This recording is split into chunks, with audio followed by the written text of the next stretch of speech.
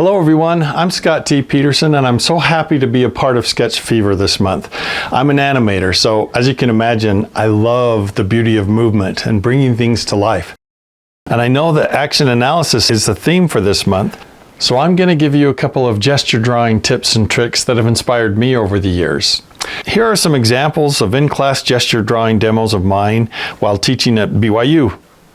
However, being an animator in my own gesture drawing classes, I can't help but put more emphasis on the acting and entertainment side of things, as you can see. I try and get a certain amount of caricature and expressiveness in my drawings. Gesture drawing and drawing from life is an essential skill that we all need to develop. Take a look at this first pass rough animation from legendary animator Andreas Deja. As you can see, he doesn't start off drawing any details. It's all very rough, loose, and gestural.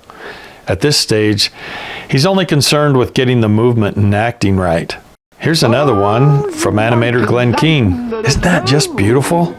I know who you are. Come here. James Baxter created this rough of Rafiki. So that's why developing our gesture drawing skills is so important, because it's also exactly how we need to approach our own animation. These two books called Drawn to Life by Walt Stanchfield are a great source of inspiration for gesture drawing. About the gesture, he suggests, and I quote, "The most logical approach when faced with a model is to lay in the basic pose with some simple elemental shapes. Ignore the details of the costume. First, study the pose for the gesture." Well, what does that mean? It means to see the pose as a gesture even before you start to draw. Look past the details of the clothes and hair and other distracting surface elements. Learn to see the model already in your head as a simple gesture. He continues, "You might have to add a little of your own thespianism." Well, what does that word mean? It means drama or acting or exaggeration. Don't just draw what you see. As an artist, you have the power to change it or plus it or exaggerate it. Make it your own. Make it more powerful and clear than it is in real life. Improve the silhouette if needed. I'm not saying to change the whole pose entirely, but I am saying you should exaggerate certain elements to make it stronger. But if you draw exactly what you see, it will become less than what you see every time, and that's boring. Getting back to Walt's quote, he says, "Then look for weight distribution. This is really important because by mentally identifying where most of the weight is distributed across the body, you'll pretty much solve all the drawing problems even before you put pencil to paper." So to summarize, first, he says look at the pose for the gesture and that you might need to add a little of your own thespianism. And then he says look for weight distribution. Those two things are great advice. Let me do a couple of demonstrations for you that shows my process for gesture drawing, which is really patterned after my own drawing teacher from college named Glenn Vilpu. I'm sure many of you are familiar with him. First, I draw a sphere for the head and pull of the neck. And second, I define what the body is doing, which usually has a pinch and a pull to it. And sometimes I use the bean shape to figure that out. And third, I get to the ground, usually with the leg that has most of the weight on it. Then the rest of the limbs that complete the gesture are easy to throw in, remembering that even a single line can represent the limb properly. And there you have it, a simple gesture all created under a minute. And then after that, whatever time you have left, you can add shapes, more detail, etc. Let's try some more using the same process. First, I draw a sphere for the head and pull of the neck. Then I define what the body's doing. As I mentioned before, I like to use a simple bean shape to figure that part out. Then I get to the ground with the leg that has most of the weight on it. In this case, they're about equal.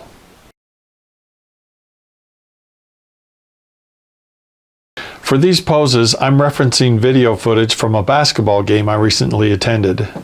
For the next 7 or 8 minutes, you can watch me do some more gesture drawing examples. And feel free to draw along with me if you like, as a warm-up.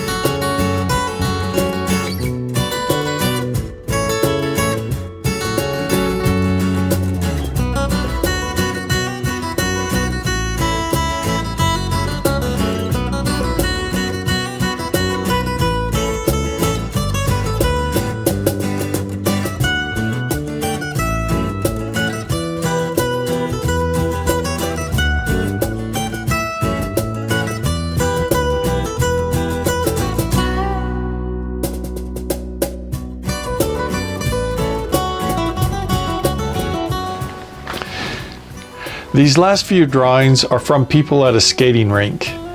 They're so fun to observe because they're constantly shifting their weight from one foot to the next, which creates a lot of fun posing.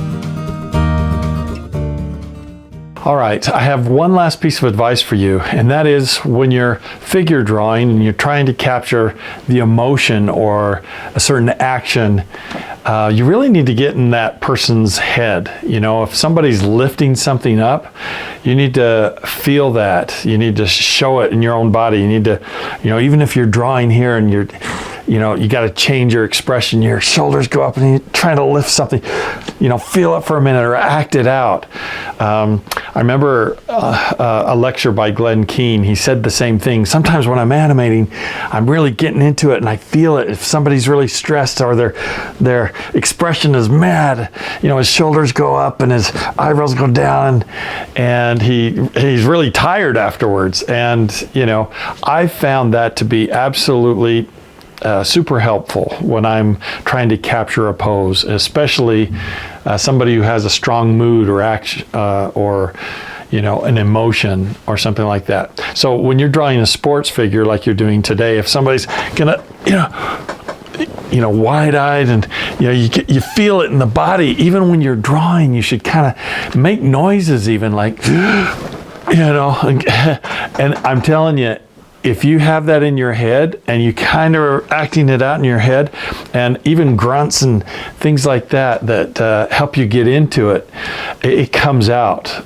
in your drawing every time, makes it stronger.